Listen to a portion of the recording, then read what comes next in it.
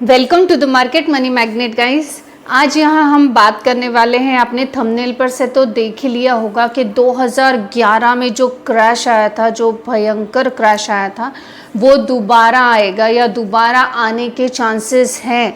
यानी ये जो क्रैश अभी चल रहा है कंटिन्यू 3 दिनों से, लास्ट आप देख रहे होंगे कि मार्केट जो है कंटिन्यू निगेटिव में ही है। जहां 19,600 को क्रॉस कर चुका था वो मार्केट अब लिटरली 200-300 पॉइंट से नीचे ऑलरेडी आ चुका है।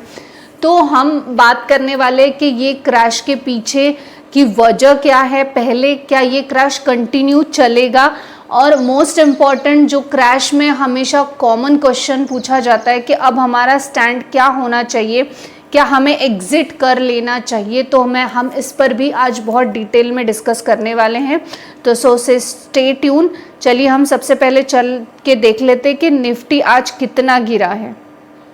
आप यहाँ पे देख सकते हैं कि निफ्टी 50 जो है आज करीबन 0.74% से ही गिरा हुआ है, लेकिन 19,000 जैसे मैंने कहा 600 को क्रॉस करने वाला निफ्टी 19,381 पर आ चुका है।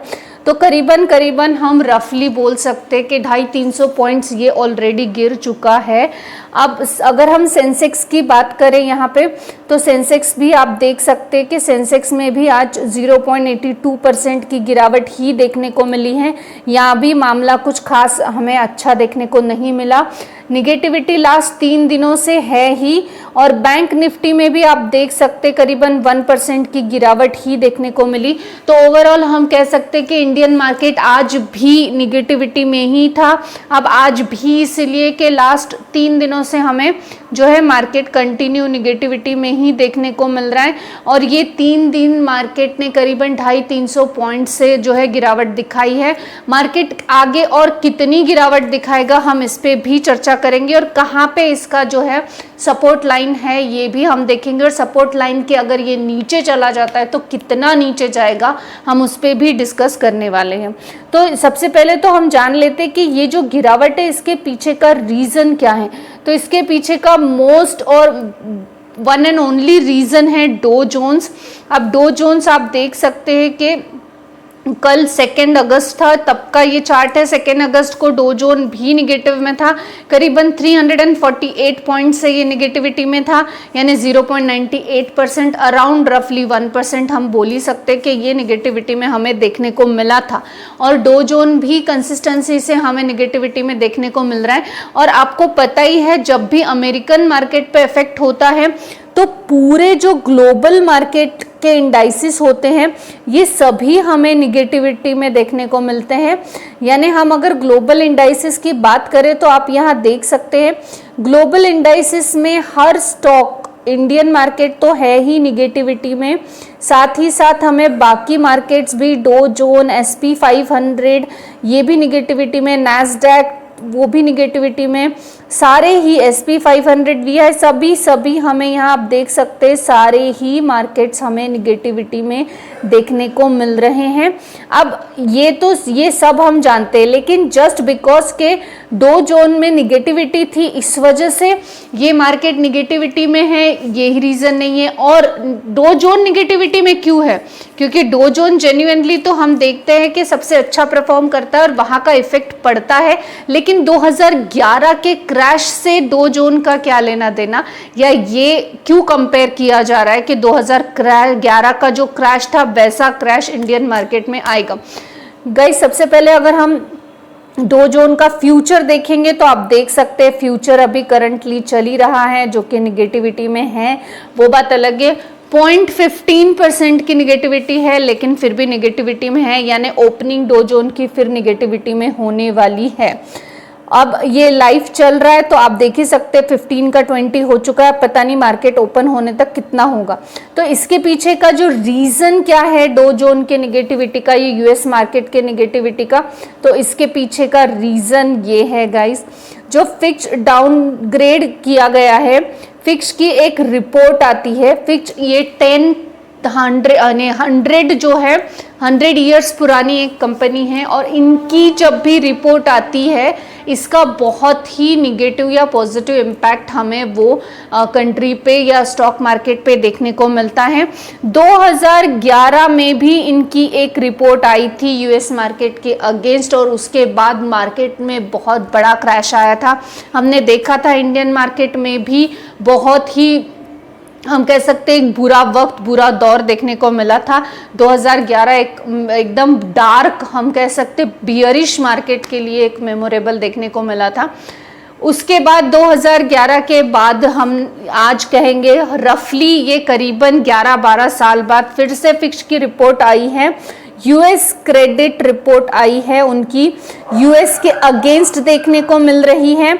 उन्होंने जो यूएस का जो क्रेडिट रिपोर्ट को लेकर जो एक उनकी रैंकिंग थी AAA थी, जिसको उन्होंने AA+ कर दिया है, यानी एक उन्होंने डीमोनेटाइज कर दिया उनके रैंकिंग को, हम ये भी कह सकते कम कर दिया है।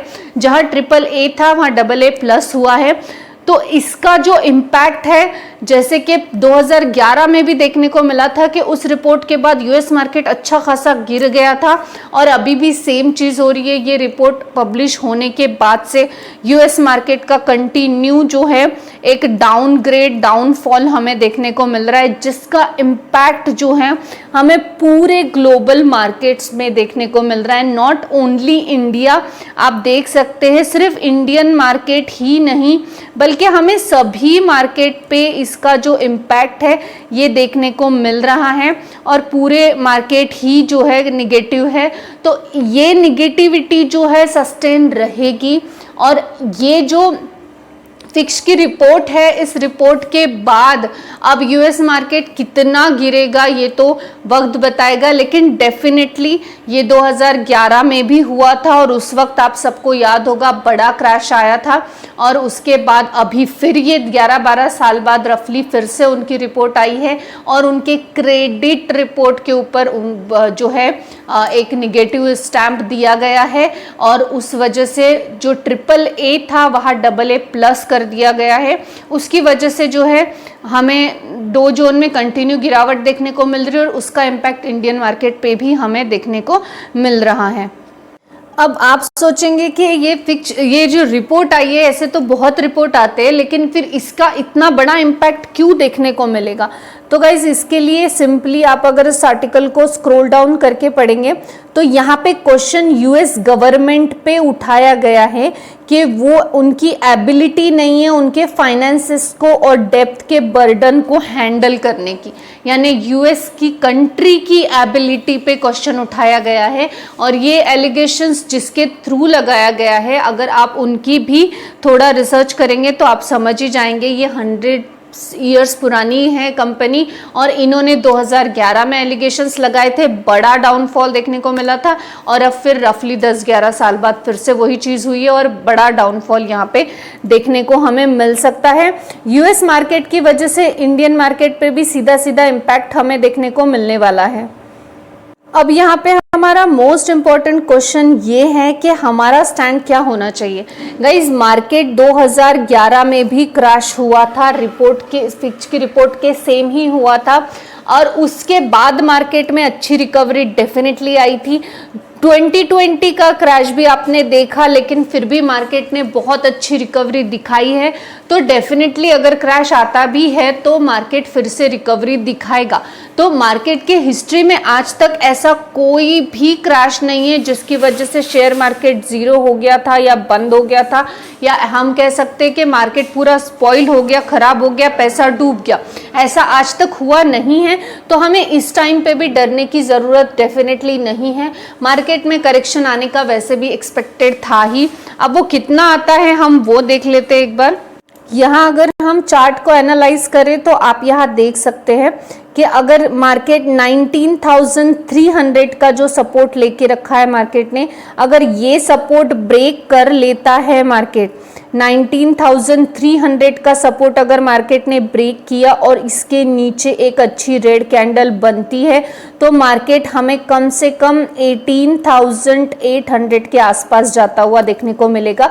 लेकिन अभी तक के आप देख सकते हैं कि इस सपोर्ट लाइन से एक रिवर्सल बना हुआ है मार्केट का, तो अगर यहाँ से एक अच्छा रिवर्सल आने के चांसेस भी हैं।